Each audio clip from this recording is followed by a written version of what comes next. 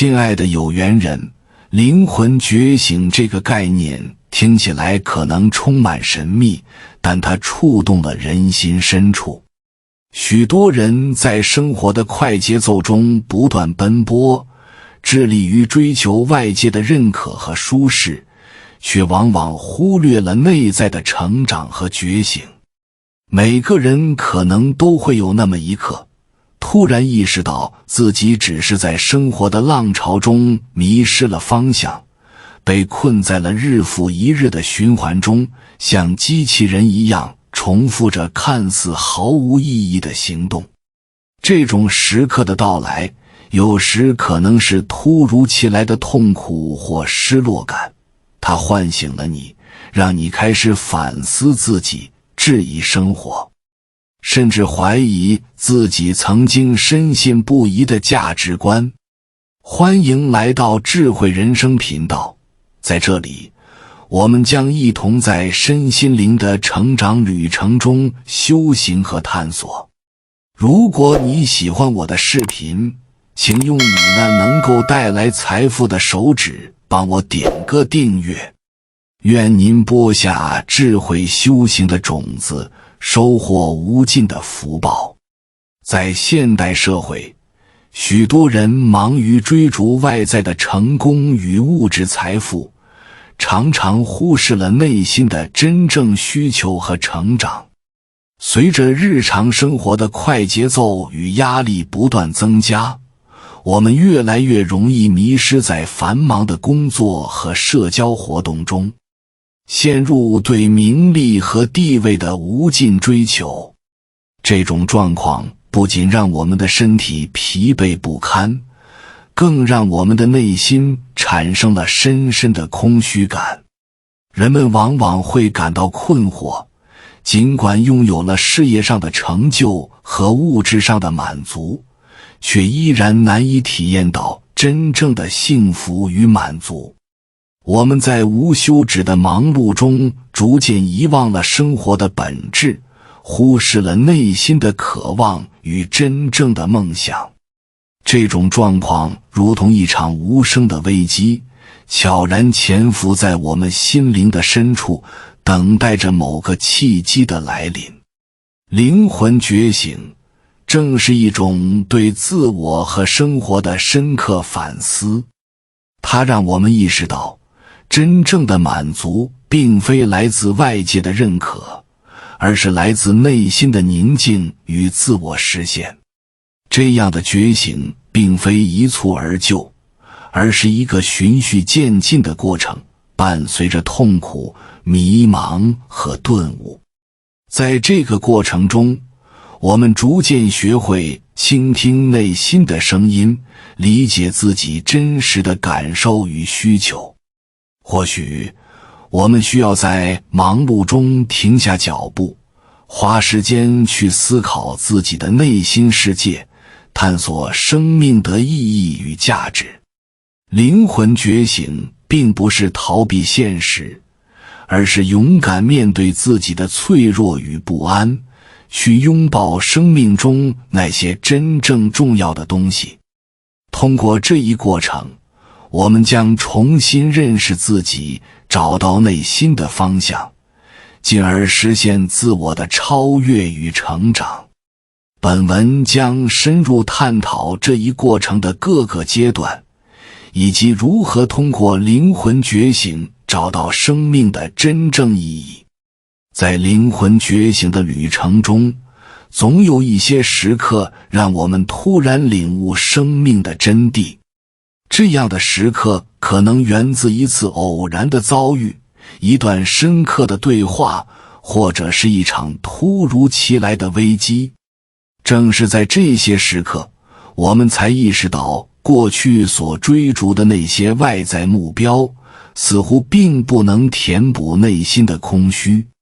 例如，一次突发的健康问题，可能会让我们重新审视生活的意义。曾经拼命工作以求得成功与财富，却在生病的瞬间感受到身体的脆弱和生命的无常。那一刻，许多人会意识到，健康与快乐才是最为重要的财富，而工作和成就不过是生活的附属品。这样的领悟仿佛拨开了心灵的迷雾，让我们开始思考真正值得追求的东西。与此同时，身边的亲友关系也可能在这一过程中发挥着重要的作用。一次深刻的交流，或是朋友的真诚关怀，能够触动我们内心最柔软的地方。那些在忙碌中被忽视的情感需求，如同久被封存的宝藏，逐渐浮现于心。在与他人分享感受时，我们可能会意识到，生活的意义并不仅仅在于个人的奋斗，而是与他人之间的连接与共鸣。此外，偶尔的孤独时光也会为灵魂觉醒提供契机。当我们独自一人时，心灵的声音变得愈加清晰。在这一宁静的时刻，我们能够真正面对自己的内心，倾听那些被压抑的梦想与渴望。这样的自我反思或许会让我们发现，自己一直以来所追求的目标并非真实的自我，而是他人期待或社会标准的投影。觉醒的时刻往往是痛苦与快乐交织的瞬间，它提醒我们去拥抱内心深处的真实感受。这种觉醒并不意味着我们立即找到所有答案，而是开启了一扇通往自我理解与内心成长的大门。在这个过程中，我们逐渐学会接纳自己的不完美，勇敢面对过去的选择，并在每一次觉醒中成长，走向更为真实的自我。在经历了灵魂的觉醒之后，随之而来的便是自救与成长的过程。这一阶段充满挑战，因为它不仅需要我们对内心的真实感受进行深刻的反思，还需要我们付诸实际的行动，去改变那些曾经不再适合自己的生活方式与信念。首先，自救意味着我们需要主动承担起对自己生命的责任。这一过程往往伴随着不安和不适，尤其是在我们开始剖析内心深处那些久藏的情感时，我们可能会发现，曾经习以为常的习惯与关系，实际上是阻碍我们成长的枷锁。因此，勇敢地去审视这些问题，并逐步解除它们，成为了自救的重要一步。在自救的过程中，反思过往的经历是必不可少的。许多人在回顾自己的人生时，常常会对某些选择感到后悔或不安。然而，正是这些经历构成了我们独特的生命旅程。接受自己的过错与失败，不再逃避痛苦，反而能为我们带来新的视角与理解。我们逐渐学会将这些经历视为成长的养分，从而能够更加自信地面对未来的挑战。自救不仅是内心的觉醒，更是一种积极的行动。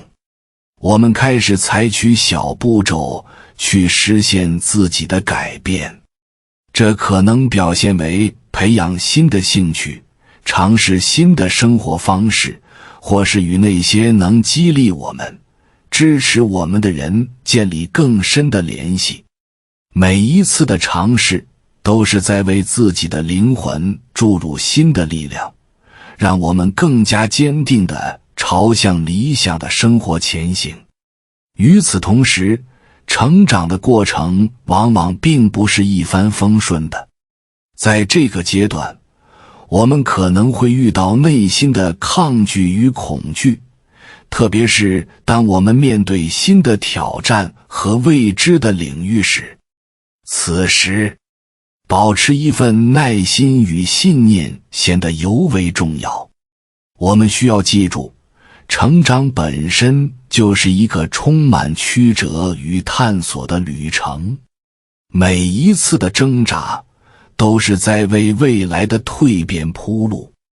我们应当以宽容的心态对待自己的不完美，明白在自我救赎的路上，失败并不是终点，而是成长的催化剂。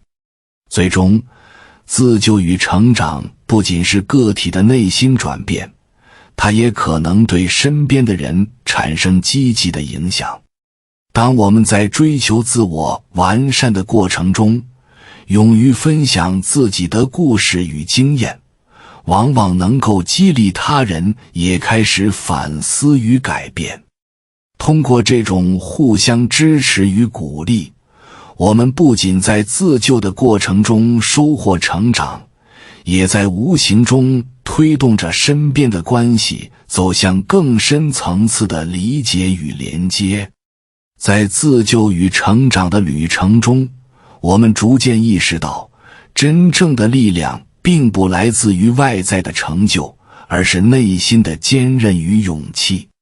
通过面对自身的弱点，我们学会了接受生命中的不确定性，明白了成长是一条永无止境的道路。每一次的觉醒与成长，都让我们更接近那个真实的自我，构建出更丰富、更有意义的人生。在自救与成长的过程中，自我反思与挑战成为了我们不可或缺的一部分。通过这一阶段，我们得以深入探讨自己的内心世界，识别那些潜藏已久的情感与信念，同时也能勇敢地直面自我存在的各种挑战。只有这样，我们才能够真正了解自己，推动更深层次的变化。自我反思首先意味着我们要学会静下心来，倾听自己内心的声音。在快节奏的生活中，许多人习惯了忙碌，常常忽略了内心的呼唤。然而，只有在安静的时刻，我们才能够真正审视自己的情感、欲望和恐惧。这种自我对话不仅帮助我们理清思路，更能让我们认识到内心深处那些未被满足的渴望。比如，有些人可能意识到，自己一直以来所追求的成功并不一定能带来真正的幸福，反而让他们感到疲惫与空虚。在这个过程中，挑战也不可避免地随之而来。面对自己的不足与失败是一项艰巨的任务，我们可能会遭遇内心的抗拒，甚至是自我怀疑，这些都是自我反思过程中常见的情绪。当我们开始审视自己的选择和行动时，往往会发现许多不尽人意的地方，这些认识可能让我们感到痛苦。然而，正是在这些挑战中，我们才能够发掘出自己内在的潜力与勇气。面对挑战时，重要的是要培养一种积极的心态。我们可以把每一个挑战视为一个学习的机会，而不是失败的标志。每当我们克服一个困难，便会对自己多一份信心与力量。通过这种方式，我们不仅能够在挑战中不断成长，还能为未来的挫折做好准备。随着时间的推移，这种心态将成为我们应对生活中的各种挑战时的重要支撑。自我反思与挑战的过程，也常常伴随着对人际关系的重新审视。我们可能会发现，某些关系并不再符合我们的成长需求，甚至成为了阻碍我们进步的因素。这时，我们需要勇敢地做出改变，或是选择放下那些不再适合的人际关系，或是更加主动地与他人沟通，寻找更深层次的连接。这一过程中，我们不仅能够更好地理解自己，还能够在与他人的互动中获得新的视角，进一步丰富自己的内心世界。随着自我反思的深入，我们的思维方式也在不断转变。我们逐渐学会接受不完美，理解生命的复杂性。每一个挑战都让我们认识到，生活并不是非黑即白，而是充满了灰色地带。通过这一点，我们能够以更宽容的心态面对自己和他人，从而在生活中保持一种灵活性与开放性。自我反思与挑战的过程将我们推向了更高的自我认知水平。我们不仅学会了如何与自己的内心对话，更能够勇敢地面对生活中的各种风波。每一次的挑战都是一次成长的机会，让我们在不断的反思中更加清晰地认识到自己的价值与目标。这样的自我觉醒，促使我们在前行的路上不断探索，成为更好的自己。随着自我反思与挑战的深入，吴山感到内心的变化愈加明显。那些曾经令人窒息的焦虑与迷茫，似乎在一点一滴的觉醒中逐渐消散，取而代之的是一股强烈的渴望去探索更深层次的自我。他明白，这种蜕变并不是一朝一夕的事情，而是一个需要时间与勇气的过程。在这个过程中，吴山开始主动寻求新的体验和知识。他报名参加了几门心理学课程，试图更好地理解自己的情感与行为模式。在课堂上，他不仅学习到了理论知识，还结识了一群志同道合的朋友。与他们的交流让他意识到，自己的困惑并非孤立无援，每个人都有各自的故事和挑战。这样的共鸣让他感到温暖，也让他更加坚定了探索自我的决心。与此同时，吴山也开始尝试一些新的兴趣爱好。他报了绘画课，尽管刚开始时对自己的技艺感到沮丧，但随着时间的推移，他的画作逐渐展现出了他内心深处的情感与想法。在色彩与线条的交错中，他发现了表达自我的一种全新方式。绘画不仅让他找到了乐趣，还帮助他理清了内心的复杂情绪，使他得以将那些难以言喻的感受具象化。蜕变的过程也并非一路顺风。吴山在追寻自我的过程中，时常感受到来自外界的压力与质疑。亲朋好友对他的改变有时表示不解，甚至担忧他是否在逃避现实。然而，吴山学会了在这些声音中保持自我，理解他们的关心，但同时也坚定地相信自己正在走向更真实的自己。他明白，真正的蜕变需要经历一段孤独而艰辛的旅程，外界的评价无关紧要，重要的是内心的声音。随着自我探索的深入，吴山也开始关注身边的人际关系。他意识到自己在与他人的互动中常常不自觉地扮演着取悦他人的角色，为了取悦他人而压抑自我，反而让自己失去了真实感。于是他决定勇敢地表达自己的感受与想法，不再迎合他人。这样的改变让他的友谊变得更加真实与深刻，彼此之间的信任感也在不断增强。在蜕变的旅程中，吴山逐渐体会到了内心的宁静与力量。他不再追求完美，反而学会了接纳自己的缺陷与不足。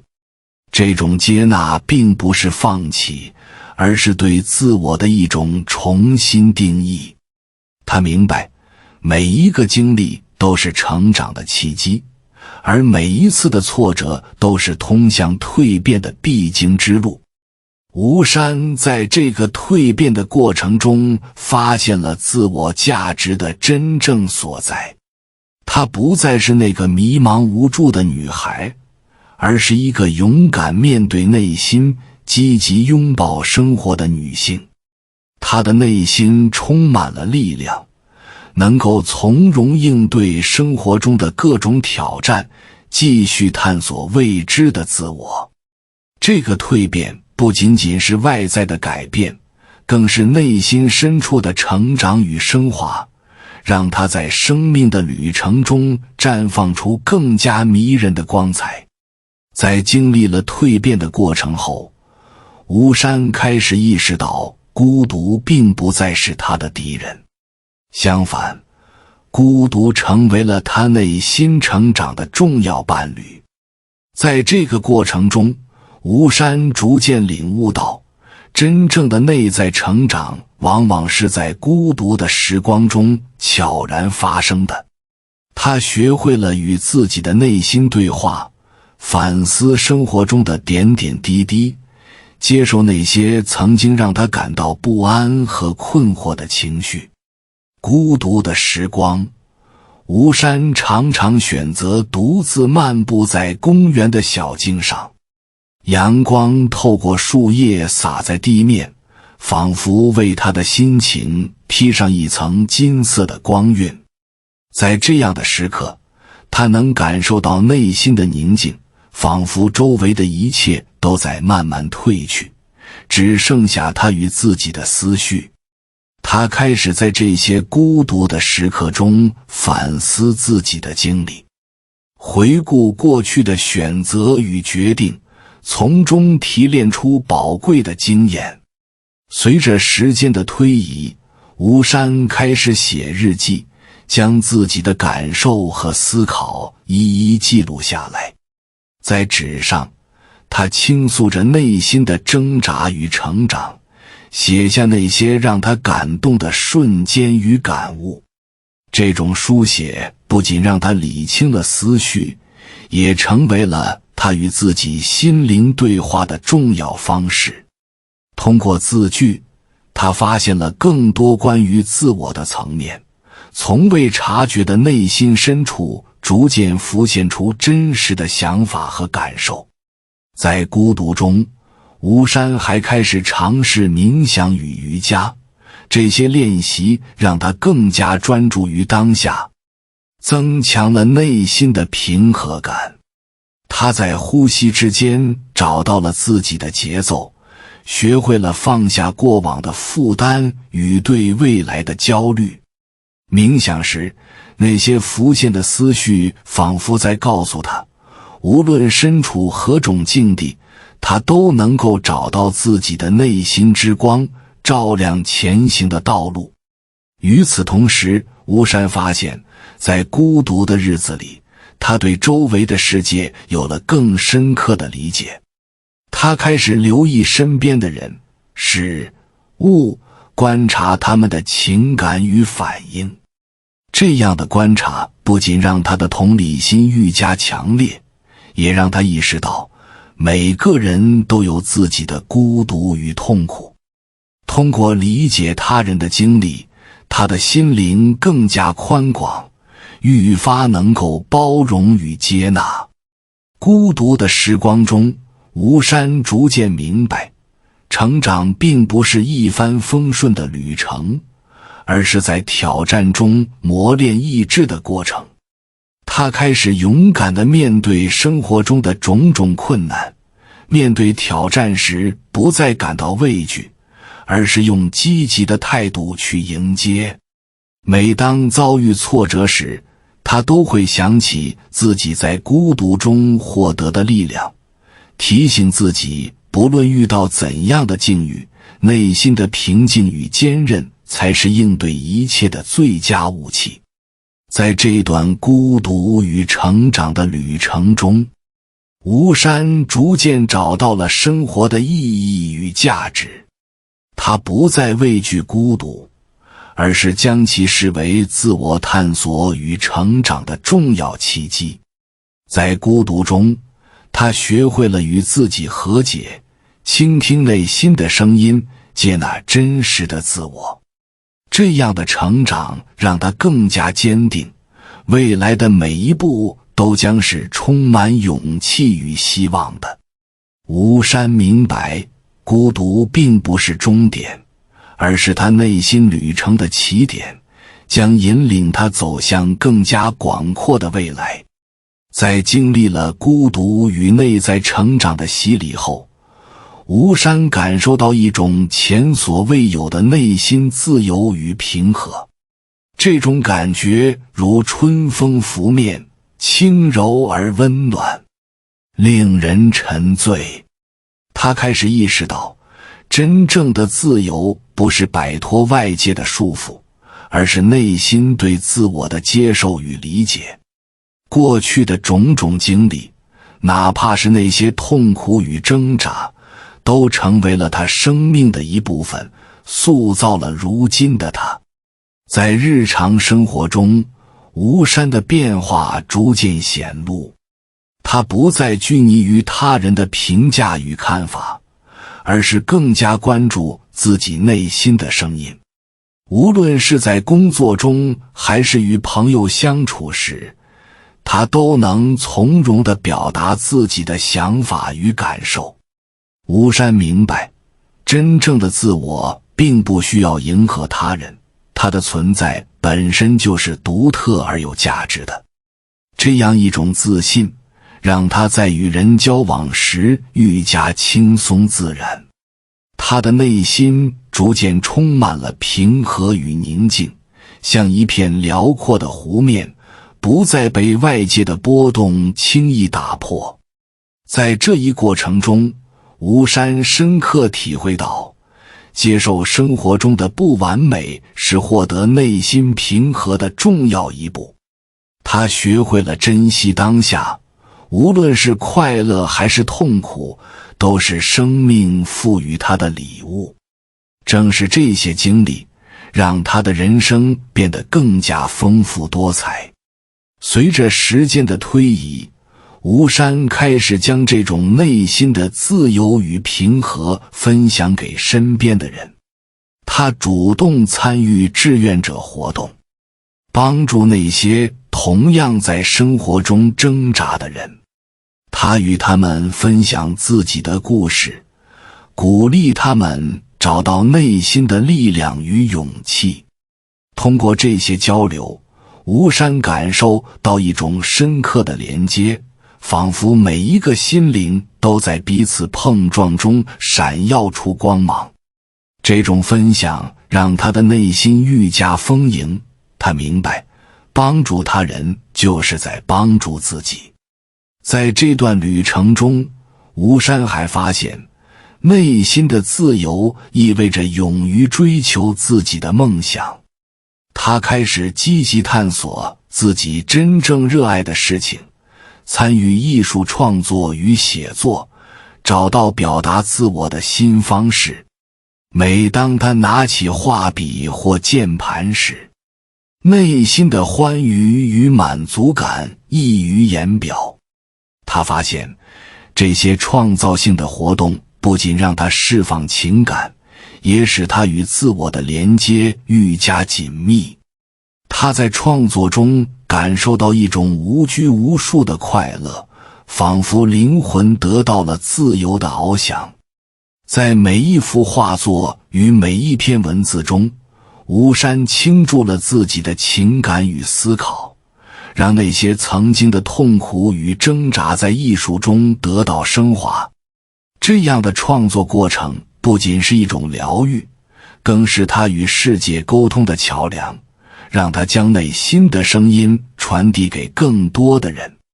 吴山的生活愈加丰富而充实，他在内心的自由与平和中找到了属于自己的节奏。每当面对挑战时，他不再感到恐惧，而是将其视为一种成长的机会。他知道，无论未来如何变化，内心的平和将始终陪伴着他，成为他面对生活起伏的坚实后盾。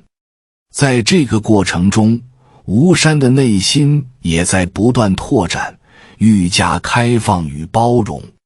他学会了理解身边的人，尊重他们的选择与情感。这样的心态让他的关系更加融洽，生活也愈发充满温暖。吴山体会到，内心的自由不仅关乎个人的成长，也关乎与他人的连结。每一段关系都是一种学习与成长的机会，让他更加感恩生命的馈赠。最终，吴山在这段旅程中找到了内心的归属感与安宁。他不再追求外界的认可，而是坚定地走在自己的道路上。内心的自由与平和成为了他生命中最珍贵的财富，指引他走向更加广阔与光明的未来。吴山相信，生命的每一刻都是新的开始，而他的故事也将继续书写，充满无限可能。在吴山内心的自由与平和逐渐显露之际，他开始反思自己生命中那些痛苦的时刻，以及他们与觉醒之间的深刻关系。他意识到，痛苦并非是单纯的负担，相反，它在他的生命中扮演了极其重要的角色，促使他进行自我反思与成长。痛苦就像一把双刃剑，虽然让人心痛，却也能在无形中引出一条光明的道路。回首过去，吴山明白，正是那些艰难的经历促使他觉醒。每一次的挫折与失落都如同一面镜子，反射出他内心深处的恐惧与不安。他曾在黑暗中挣扎，试图摆脱内心的束缚。然而，正是这些痛苦让他不得不直面自己的真实感受。通过这样的反思，吴山逐渐意识到，逃避并不能解决问题，唯有面对痛苦，才能找到自我救赎的契机。在他的旅程中，吴山发现，痛苦是自我成长的催化剂。每当他经历一次心灵的创伤，内心的觉醒便伴随着来临。他开始学会从每一次的痛苦中提取经验与教训，逐渐形成一种自我反思的习惯。这不仅让他的心灵变得更加坚韧，也使他对生活的理解愈加深刻。吴山意识到，痛苦本身并不可怕，真正可怕的是对痛苦的无知与逃避。而这种觉醒的过程并非一帆风顺。在面对痛苦时，吴山常常会感到无助与孤独，内心的挣扎让他倍感沉重。但正是这些时刻，他才深刻体会到自身的脆弱与无力，促使他更加强烈地渴望改变。痛苦教会他如何与自我对话，如何去接受那些不完美的部分。通过这种内心的对话，吴山开始与过去的自己和解，明白了痛苦并不是他的敌人，而是他生命的一部分。随着时间的推移，吴山的心灵逐渐愈合，痛苦的经历不再成为他的负担，而是他成长的根基。他开始珍惜那些曾经带来痛苦的经历，明白正是他们让他更加成熟与稳重。吴山学会了用宽容的心态看待自己的过去，明白每一次的跌倒都是为了更好地站起来。这样的认知使他在面对未来时愈加从容不迫。同时，吴山也开始将这种觉醒的意识传递给身边的人。他在与朋友的交流中，常常分享自己与痛苦的关系，鼓励他们勇敢面对自己的内心。他希望更多的人能够理解，痛苦是生命的必经之路，而觉醒则是走出痛苦的钥匙。在这个过程中，吴山不仅帮助了他人，也在不断的交流中深化了自己的觉悟。痛苦与觉醒的关系在吴山的生活中形成了一个循环。痛苦促使他觉醒，觉醒让他更加理解痛苦，而这种理解又为他的生活带来了新的意义。他在这个循环中不断成长，愈加坚信痛苦与觉醒是相辅相成的。每一次的痛苦都是一次觉醒的契机，每一次的觉醒又为他的未来铺平了道路。因此，吴山不再畏惧痛苦，而是将其视为通向更深层次自我探索的重要途径。他意识到，人生的意义不仅在于追求快乐，更在于如何与痛苦和解，如何在痛苦中找到成长的力量。通过这种思考，吴山的内心变得更加平和。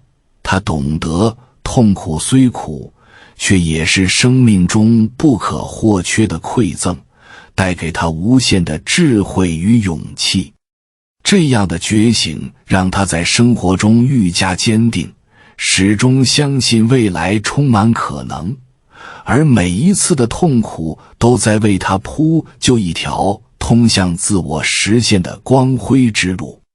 随着吴山在内心的自由与平和中不断前行，他逐渐认识到，内在的探索与智慧的积累是实现真正成长的重要途径。他开始意识到，只有通过不断向内探索，才能找到自己最深处的渴望与潜能。这种探索不仅仅是对外界的观察，更是对自我内心的细致审视与反思。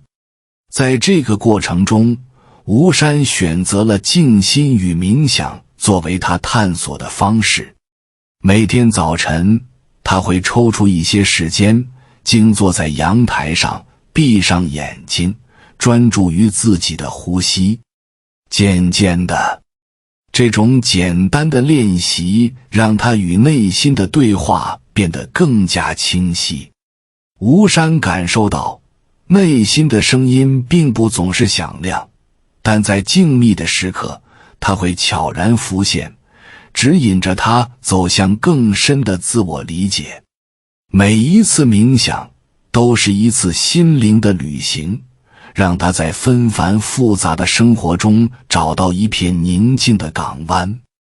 随着内心探索的深入，吴山开始发现，过去的经历不仅仅是简单的回忆，更是智慧的源泉。他学会了从每一次的经历中提炼出宝贵的教训。那些曾经的痛苦、挣扎与挫折，逐渐变成了他人生中不可或缺的财富。吴山意识到，智慧并非与生俱来，而是在不断的反思与实践中积累而来的。他开始将这种理念应用于生活中的每一个细节，无论是工作还是人际关系，他都努力去理解背后的深层原因，以此提升自我。在这个积累智慧的过程中，吴山也更加关注自己的情感与需求。他意识到，许多时候，他对自我的忽视导致了内心的不安与焦虑。于是，他开始倾听自己的内心，关注那些被忽略的情感。每当感到不安时，吴山会停下脚步，思考自己真正的需求是什么。他逐渐学会了与自己的情感和解，让他们成为他智慧积累的一部分。这种关注使他的内心更加丰盈，也让他在生活中愈加从容。同时，吴山也发现，向内探索的过程并不仅仅是个人的旅程。他开始与身边的人分享自己的发现与体会，鼓励他们也进行自我反思与探索。通过与朋友的交流，吴山得以从不同的视角理解自身的经历，获得新的洞察。在这个过程中，彼此的故事与经验交织在一起，成为他们共同成长的力量。吴山感受到，智慧的积累不仅在于个人的反思，更在于彼此之间的分享与启发。随着时间的推移，吴山的内心变得愈加坚定而智慧。他开始在生活中建立起一种全新的视角，不再拘泥于表面的现象，而是尝试去探究事物的本质。这样的思维方式让他在工作中做出更加明智的决策，在人际关系中也更加包容与理解。吴山明白，智慧并不是对事物的判断，而是一种深刻的理解与接纳。在向内探索与智慧积累的旅程中，吴山逐渐体会到，生活中的每一次经历都在为他的成长添砖加瓦。无论是顺境还是逆境，都是他智慧的一部分，都是促使他更深入探索自我的契机。这样的理解让他对生活充满了感激与敬畏，他愿意以开放的心态去迎接未来的每一个挑战，坚定地相信每一次的经历都会为他带来新的启发与成长。最终，吴山的内心探索与智慧的积累形成了一种良性循环，推动着他在生活中不断进步与成长。他不再畏惧未知，而是怀抱着期待，走向未来的每一步。内心的丰盈与智慧的光芒交相辉映，让他的生命焕发出更加迷人的光彩。吴山深知，这一切都源于他向内的探索与坚持，正是这样的旅程铸就了他心灵的坚韧与优雅。随着吴山的内心探索逐渐深入，他意识到，智慧的积累与内心的成长不仅仅关乎个人的觉醒，更关乎生活的整体平衡与和谐。在经历了一系列的自我反思与内在挑战后，吴山感到一种前所未有的安宁。这种安宁并非源自外界的环境，而是来自于他对自身状态的全新理解。在这一过程中，吴山开始更加关注生活中各个方面的平衡，工作与生活，情感与自我，内心与外界，这些看似对立的元素在他心中渐渐找到了共鸣。他意识到，生活的和谐并非是将各个方面孤立开来，而是要让他们在互动中形成一种共存的状态。他开始审视自己在工作中投入的时间与精力，努力做到在追求事业成功的同时，也给自己留出充足的休息与放松的时间。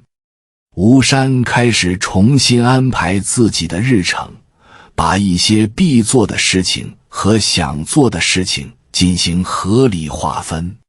他不再只是追求效率，而是更关注内心的感受与需求。午休时，他会在公司附近的公园里漫步，感受自然的气息。这种小小的改变让他重拾了内心的宁静与活力。同时，他也开始在周末的时间里培养一些爱好，如绘画与阅读，让生活充满多样性。通过这样的方式，吴山不仅提升了自我幸福感，也让生活的各个方面更加协调，变得更加丰富。在情感方面，吴山也努力保持一种平衡。他明白，良好的人际关系不仅仅依赖于对他人的关心与理解，更需要对自我的尊重与关注。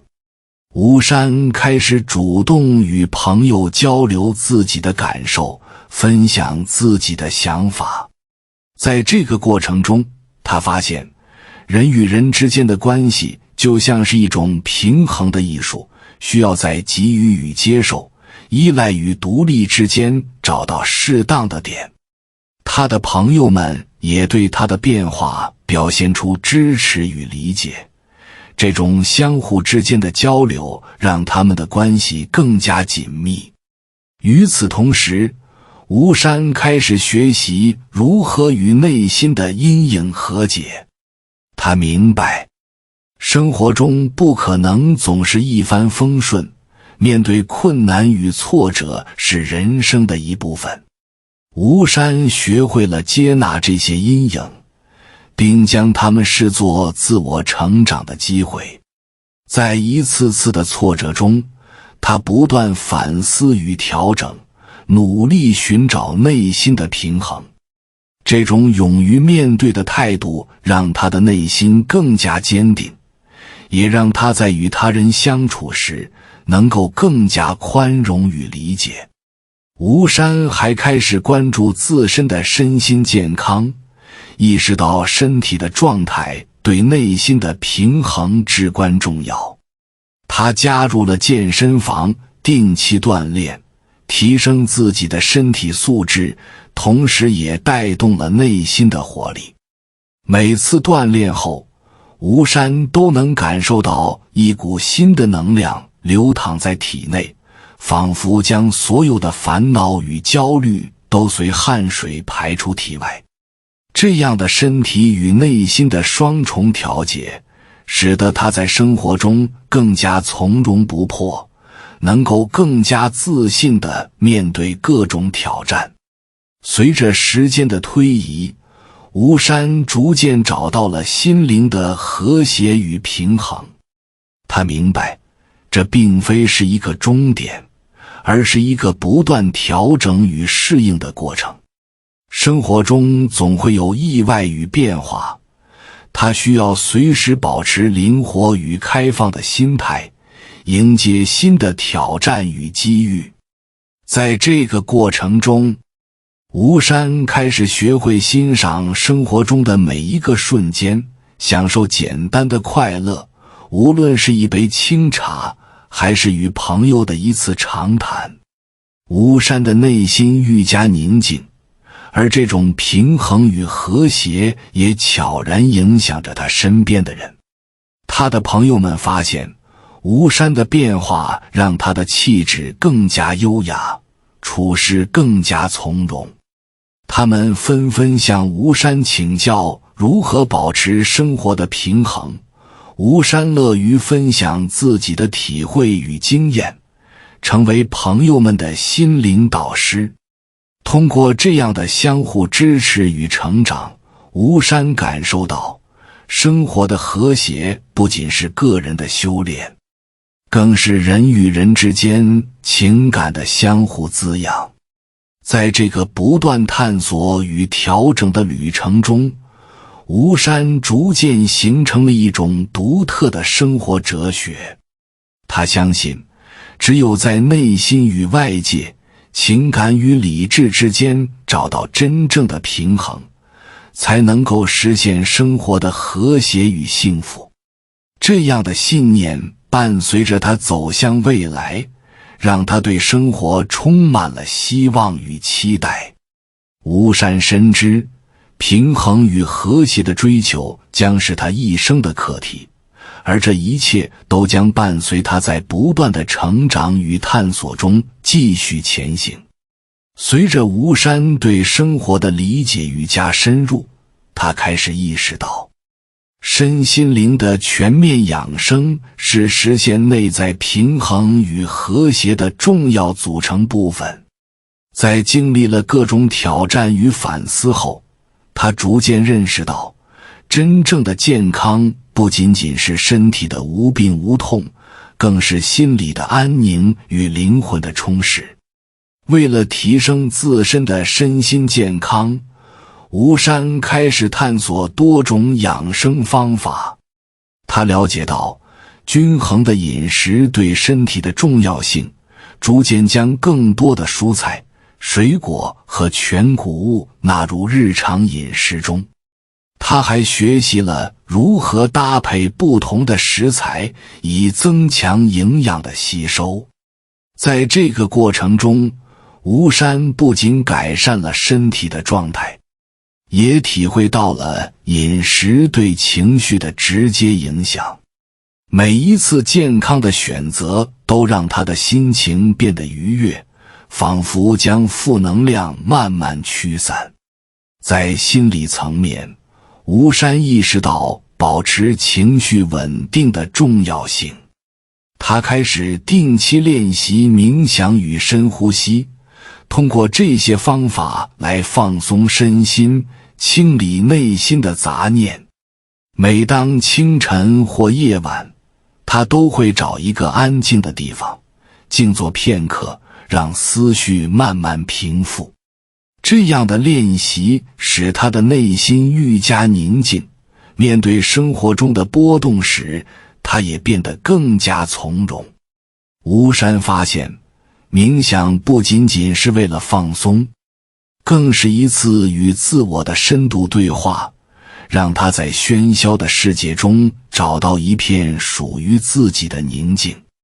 在灵性方面，吴山开始探索不同的哲学与信仰，试图寻找内心的归属感。他阅读了许多关于身心灵的书籍，学习了如何通过感恩与积极的思维来提升生活的质量。吴山逐渐明白，灵性的滋养并不一定需要宗教的框架，而是源于对生命的热爱与对自我的接纳。他开始在日常生活中践行这些理念，学会在小事中寻找快乐，无论是欣赏大自然的美，还是与朋友分享生活的点滴。在这一过程中，吴山的身心灵逐渐趋于和谐。他发现，良好的身心状态相辅相成，身体的健康为心灵的成长提供了基础，而内心的安宁又能促进身体的恢复。这样的平衡使他在面对工作压力与生活挑战时，变得更加从容与自信。吴山也开始关注身体的锻炼，他尝试了瑜伽、太极等活动，强调身心的统一。通过这些运动，他不仅增强了身体的柔韧性与力量，更在每一次动作中感受到心灵的宁静与平和。这样的体验让他明白，身体与心灵的连接是如此紧密，只有在运动中找到的那份安宁，才能真正滋养他的灵魂。随着时间的推移，吴山的生活逐渐形成了一种良性的循环。他的身体因健康的饮食与锻炼而愈加充沛，内心因冥想与反思而愈加宁静，而这种内外的和谐又反过来激励他在生活中做出更多积极的选择。在他的身边，朋友们也开始受到了这种积极能量的影响，纷纷向他请教养生与身心灵调整的方法，形成了一种良好的互动与共振。吴山深知，这条养生与成长的道路并非一帆风顺，而是需要持续的努力与坚持。他意识到，生活中的挑战与困惑是常态，唯有通过不断的调整与适应，才能实现真正的身心灵平衡。在这一过程中，吴山的内心变得更加坚定，他相信，只要保持对生活的热爱与对自我的尊重，未来必将充满无限可能。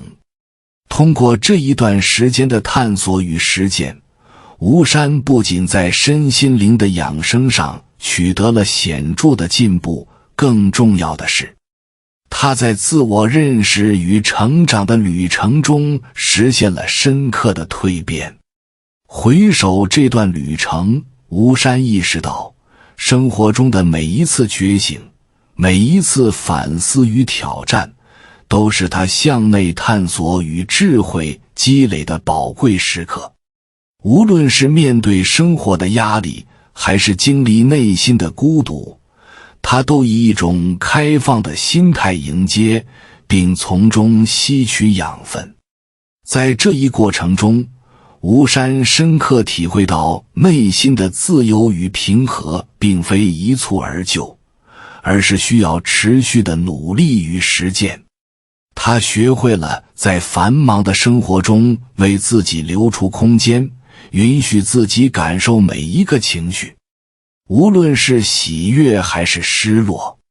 通过对情绪的正视与接纳，他发现自己变得更加坚韧，也更加灵活。面对外界的纷扰与挑战，吴山的内心逐渐形成了一种强大的免疫力，能够从容应对各种变化。吴山的成长不仅体现在自我意识的提升上，更体现在他对生活的热爱与珍视。他开始珍惜每一个瞬间，关注生活中的小美好，并与周围的人分享自己的发现。这种分享不仅增进了他与朋友间的情感连结，也让他在互助中体会到了团体的温暖与力量。他明白，真正的成长不仅仅是个人的蜕变，而是与他人共同进步、相互支持的过程。在养生与身心灵调整的实践中，吴山逐渐形成了一套适合自己的生活方式。他的饮食更加均衡，运动变得规律，冥想也成为他日常生活的一部分。这些积极的改变让他的身体更加健康，心灵更加宁静。通过对生活的精心打磨，吴山发现他的内在能量愈加充沛，能够更好地去面对生活中的每一个挑战。总结这一段旅程，吴山深知，成长是一条没有终点的道路。而他将始终在探索中不断前行。未来，他希望能够把自己的经历与体悟分享给更多的人，激励他们也能找到内心的自由与平和。每一个小小的变化都是迈向更大蜕变的开始。吴山坚信，只有通过不断的探索与努力，才能迎来生命中更多的可能性与美好。他期待着在未来的旅程中继续保持这种探索的精神，勇敢地面对生活的每一个瞬间。无论遇到什么困难与挑战，吴山都将以坚定的信念与开放的心态迎接，因为他深知，这正是他通往更高自我与真正幸福的必经之路。感谢你看到最后，回复一句三阳开泰，祝愿你阳气永驻，与光明相伴。如果今天的分享对你有所帮助，请按个赞给我响应。还没有订阅频道的，请点击屏幕右侧的订阅按钮与我建立连接，随喜转发，功德无量。